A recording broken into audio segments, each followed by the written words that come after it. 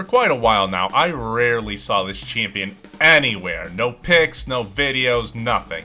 Wukong was played as a support at the pro level. Then I saw other YouTubers starting to embrace him, and it was even suggested to me in my comment section, so you know I have to try him out. Then, when I did try him out, he felt outlandishly strong, and he caused the enemy laners to do things like this. The enemy bot lane rage quit at level 2! Now, we'll look at that a bit later, but why would you want to play Wukong support in the first place? I mean, how would you play him anyway? Now, one of the things I noticed right off the bat, his mana is like non-existent. He might as well not even have any. His Q costs 20 mana and his E costs 30 mana, and then his W is like 80. It's nothing. It's absolutely nothing, so you even have to worry about that. However, one of the biggest advantages that I found was when playing Wukong in the bot lane is he has a very high damage and engage potential from level 2 onwards, especially since he usually fights other fighters and not these squishy champions. Now, most of the time I'm starting E, which will give you the dash that hits multiple enemies, and that's at level 1. I do also take Ignite to make sure that we have as much lane kill potential as possible, but also once you get to level 2 you get your Q, which is an auto attack reset, and not only deals damage but reduces that target's armor. Now, to be clear, if the enemy is at full HP, going in at level 2 usually is not correct. Most of the time I did this, I ended up taking more damage than I actually dealt, and honestly the engage is so quick that the ADC barely even has time to follow up. But once you hit level 3, that's when your trades become super safe. You E in, auto Q, then W to nope out of there, and there really isn't a way to punish you. And this trade pattern honestly feels amazing. Most of the time it isn't going to be a full alt win since you are pretty vulnerable afterwards because you don't have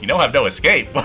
Me, monkey Wukong player. But you don't have an escape, so the enemy engage tank can just follow up by CCing you. Also pre-6, you don't really have any forms of CC that might help you secure a kill. I've played other assassins in the support role and they usually at least have a slow, but Wukong does not. After you trade with the enemy ADC once with this pattern, that pushes them off the wave just from the threat of the follow-up trade damage. You can possibly get some kills if the enemy believes they can walk up when they're below half health, but the real power comes when you hit level 6. Oh wow, Wukong's ultimate's good? It sure is, little Timmy. So this, once activated, will give you a nice spin to win and knock up any champion it hits. Now, of course it's good for that reason, but it also gives your ADC a chance to actually follow up on the damage you're putting out, since usually it's kind of out of nowhere. One thing that I didn't even consider until after I completed playing all my games is the actual alt combo. That's my bad, I'm dumb, me dumb monkey Wukong player. One of the most high damage ways to engage is the E, auto Q, then ultimate. Then you want to W towards the enemy, because that will give you a bit of invisibility and time to wait for your second activation of your ult. I had some issues where I was close to the enemy, I would W towards them, then ult to try and get that double ult damage, but that leaves you in a predicament of being blown up before you have a chance to recast your ult, because there is some time between the casts, and when that happens it makes you a sad panda. This is freaking me out, dude.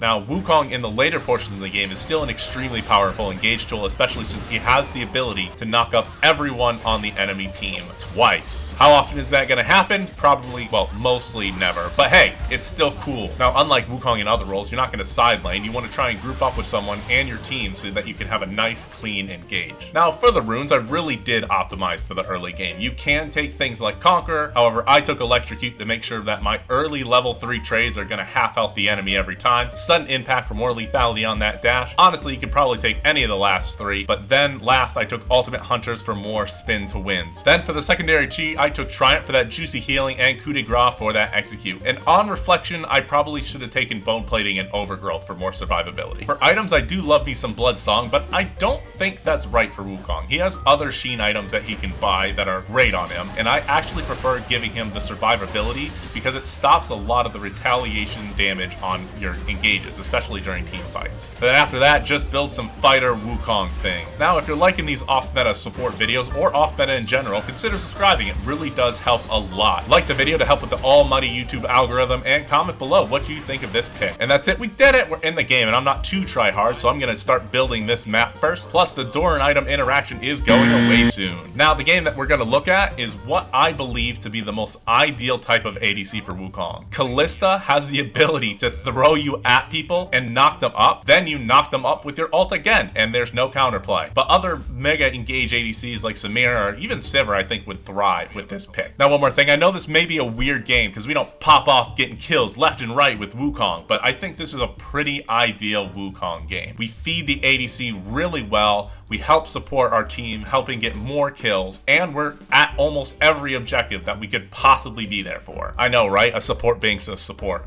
What a concept! Now, before even the start of the game, Smolder gets a bit too big and wants to walk into the tri-brush, probably to try and get a cheeky Q when we're walking a lane, and he absolutely pays the price for that decision. Then Callista actually shows she's a beast by getting a solo kill in a duo lane, and then soon after that, the Smolder follows again, and then this happens. Oh my god, he's trolling, bro! They're trolling, bro! The enemy bot lane rage quit at level 2! They rage quit at level 2!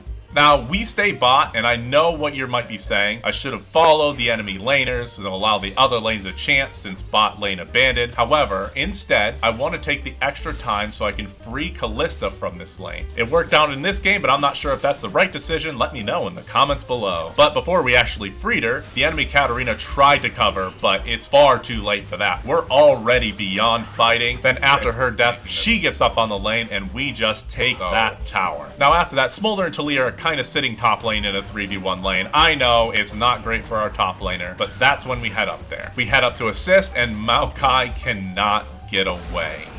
Then, just like I told you last video, and the video before that, and probably even the video before that, that's right, we're overstaying, baby. So we get a death, no big deal, and Smolder is still fuming from the bot lane shenanigans. Man, I mean, the new Draven. What? Draven. Is Smolder. Weakest mental awake. Oh, come on, dude, you died once. He's just running it down. We win this game, by the way. But anyway, Katarina didn't learn from the last time she tried to engage on me and forgot that I can half health her with my rotation and also pays the price. From there, we get mid tower, we get dragon, then we head back top and try and defend against this 3-man push, and Talia has a quite unfortunate play. But then after that, we just push.